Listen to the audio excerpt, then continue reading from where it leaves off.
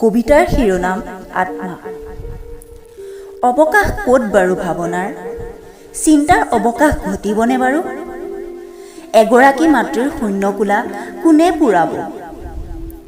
তিনিমহীয়া সন্তানে দেশৰ কাৰণে জীৱন দিয়া সৈনিক পিতা ঘূৰাই পাবনে? বাৰু কোৱাচোন, আত্মাৰ বাৰু অৱস্থিতি আছেনে? মৰুভূমিত দিশহাৰা হোৱা কাৰোবাৰ কান্দোন শুনিবলৈ চেষ্টা কৰাচোন। এবাৰ বুজিবলৈ চেষ্টা কৰাচোন বাছ আস্থানত ভোকত চিঞৰি থকা ছোৱালীজনীৰ বেদনা। এবাৰ জানিবলৈ চেষ্টা কৰাচোন ৰাজপথত মহিলাগৰাকীয়ে টুকুৰা টুকুৰ মাংসপেশী লৈ কিয় বিনাই আছে।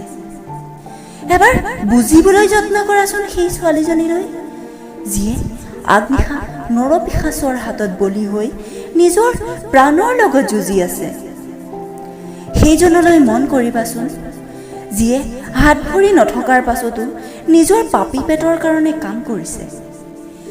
এবাৰ এজন সৈনিকৰ বেদনা জুখি চাবাচোন, তেওঁলোকে কিমান কষ্টেৰে আমাক জীয়াই ৰাখিছে। ফুটপাথত বহি থকা শিশুক এবাৰ মৰমত মাতি চাবাচোন, তেওঁৰ হাঁহিয়ে তোমাৰ মুখত হাঁহি আনিব। তুমি পেলাব লোৱা কাপোৰৰ টোপোলাটো নাঙঠ পৰিবাৰক দিবাচোন, সিহঁতে হাঁহি মুখে আদৰি ল'ব। তুমি ভোকাতুৰজনক আহাৰ দি চাবাচোন, তেওঁ তোমাক আশীৰ্বাদ দিব।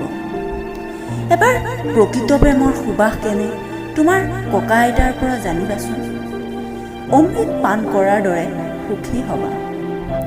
এবাৰ বুজিবলৈ যত্ন কৰাচোন নৈৰ পাৰত দেউতাকজনে কিয় কান্দি আছে, বুজি উঠিবা তেওঁৰ কান্ধৰ বোজা আঁতৰোৱা যেন হেৰাই গৈছে।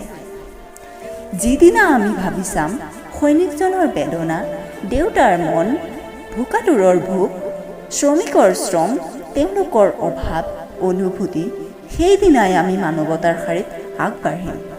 তেতিয়াহে আমাৰ বিশুদ্ধ মনৰ জন্ম হ'ব।